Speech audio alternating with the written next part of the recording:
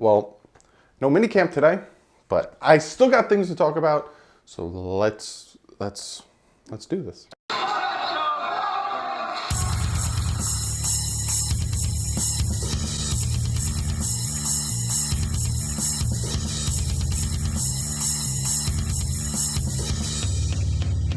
What's up, Fin fans? Day 3 of mandatory mini camp, but there was no mandatory mini camp today. The mini camp was canceled today. Normally today they would have a 2-hour session on the field and I'd give you a play-by-play. And then Brian Flores would also have his press conference, which then I'd also give to you. But today it was canceled. So essentially all they did today was they had morning meetings. So big team meeting, and then each individual group had their meeting, quarterbacks, tight ends, defensive line, all that guys would meet with their coaches, have a meeting, and then they conducted end of camp conditioning tests. So just to see where guys are at physically, so that when they come back for training camp, if they're out of shape, they know that they ate a lot of cake on their break.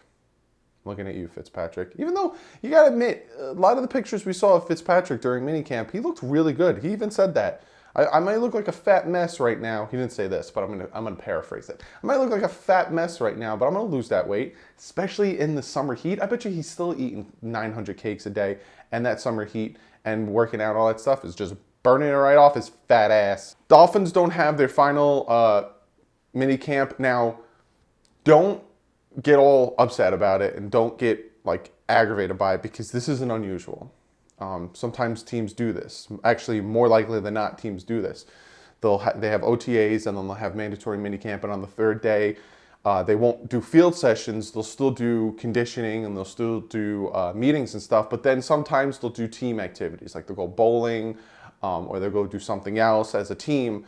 It just so happens Brian Flores is just like, look, we'll do our thing and then go and enjoy your summer break, because come mid-July, I'm going to beat your ass. I'm going to talk about what happened in mandatory minicamp. I'm going to do a quick review of mandatory minicamp. I'm going to do a quick review of the OTAs in general, because this is it. The offseason is kind of done. We're going to get into training camp and then preseason. So I'm just going to do a review of things that we've noticed. So injuries, right? Albert Wilson was there. He was in the facility, but he wasn't ever on field. Obviously, really bad hip injury. Jakeem Grant practiced a bunch, so Jakeem Grant, you guys don't have to worry about Jakeem Grant.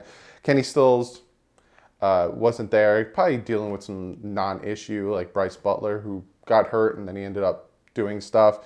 Cordarius Tankersley, Chase Allen, Dwayne Allen, Pittman, Charles Harris, all these guys were injured, didn't really do anything during mandatory minicamp. So those are the injuries. Let's talk about some highlights of mandatory minicamp. Fitzpatrick, killing it. Again, I've reiterated this probably in all of my OTA videos, and I did it in the mandatory minicamp videos. There's no pads. There's no contact. These quarterbacks can sit in the pocket, not feel the nervousness or the scaredness of getting hit, getting the wind knocked out of them, getting destroyed by defensive ends. So quarterbacks tend to do better in OTAs and minicamp. There's no fear. Even in training camp, there's no fear of getting hit. Once you start the preseason, that's when the fear of getting hit, and that's when you can really see who these quarterbacks are. But Fitz still did really well. Regardless of him not having that much pressure on him, he was still making ridiculous throws. Like this one, trying to be Patrick Mahomes, no look. Great play. And then we have Jesse Davis moving from right guard to right tackle. He played right tackle in college. I think he'll do better at right tackle.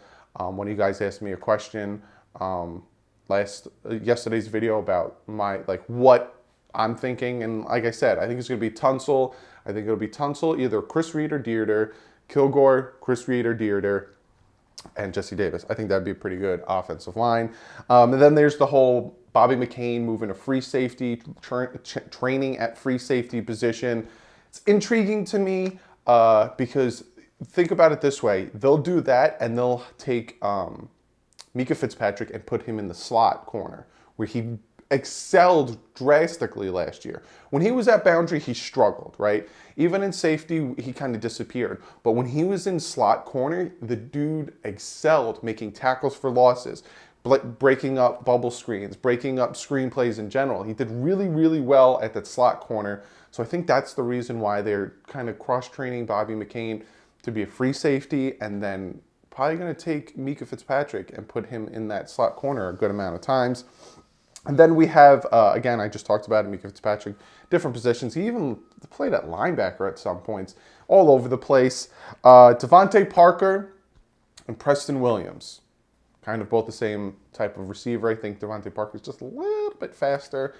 But yeah, Devontae Parker is having a really, really good off-season program. He's doing really good. But again, I reiterate this all the time, and a lot of you guys reiterate it in the comment section. This is OTAs. There's no pads. This is pajama practice, like Jason Taylor said. I'll say it again.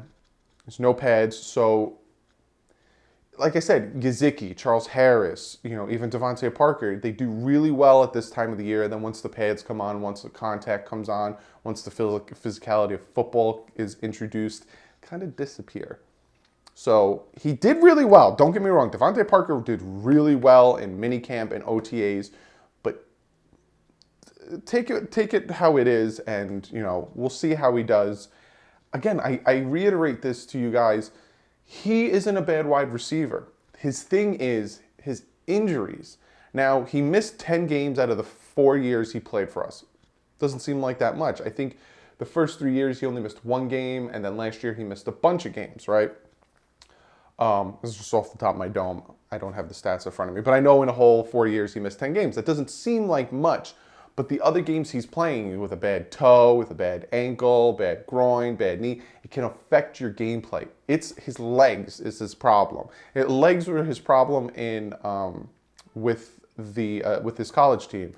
So when you're a wide receiver, you need your legs more than you need your hands. So that's probably why he fell off. The dude needs to stay healthy. He needs to have a good, healthy off-season program conditioning. Enter Brian Flores, because you could see what he's doing. So Devontae Parker's doing really well. And then you have Preston Williams, the undrafted free agent that we got, that a lot of people are raving about. Some people are cautious. I've read through a few beat writers that his speed isn't that great, but his size, his hands, his jumping is great. So I know a lot of you guys mentioned kind of like a Randy Moss type receiver, which I would love if he was half the man Randy Moss was in his prime. Because towards his end of his career, even with the Raiders, he kind of gave up. He kind of had that mentality of, I'm not playing, you guys aren't winning, I don't give a shit. But, so you got Devontae Parker, Preston Williams, very good highlights. Then my boy, Sam, the linebacker, Iguavin. I think I said that right. I don't remember. I think it's Iguavin.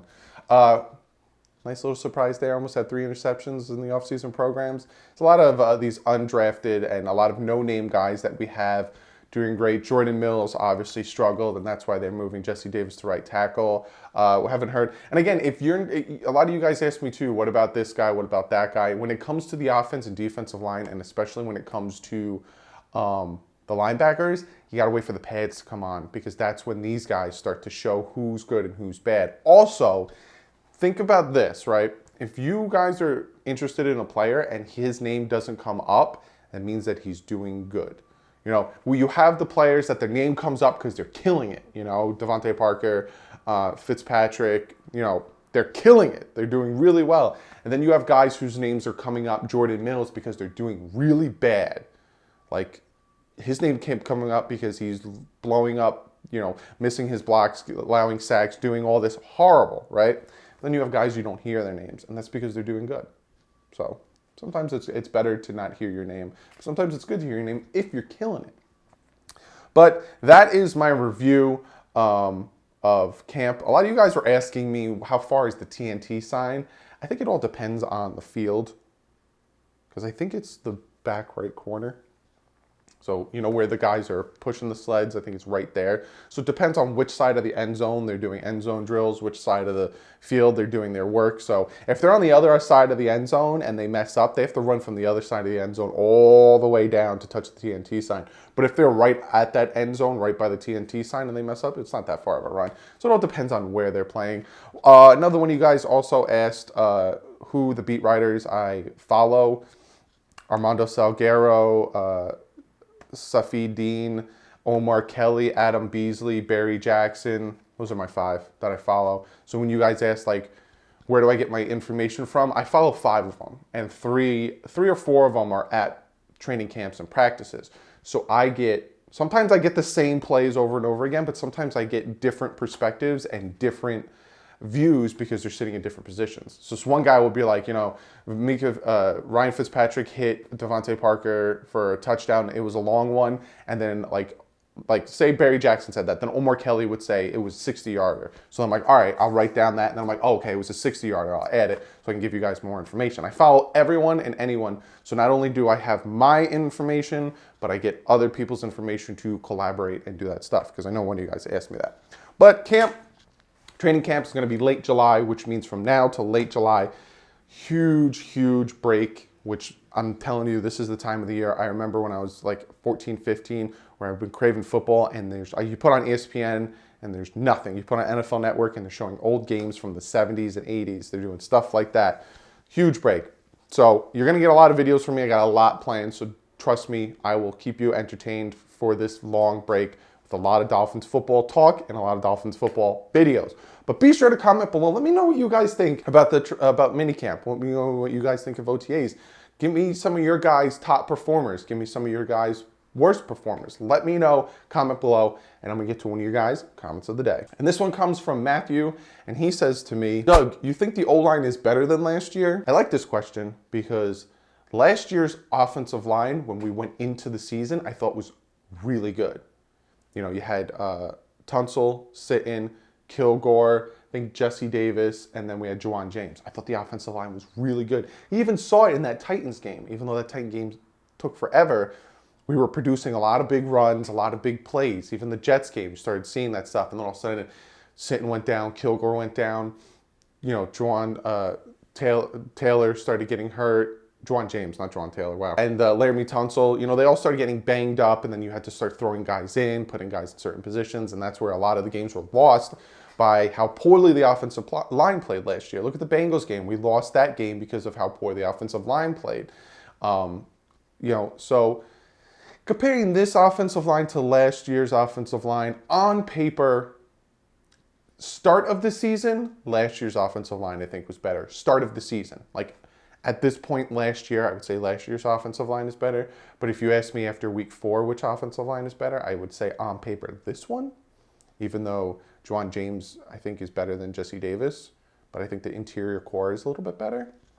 But it's too soon to tell about offensive lines. It's too soon to tell about defensive line, especially pass rushing, even though I'm hearing Nate Orchard is doing really well and being super fast and disruptive off the edge, which I'm very excited for.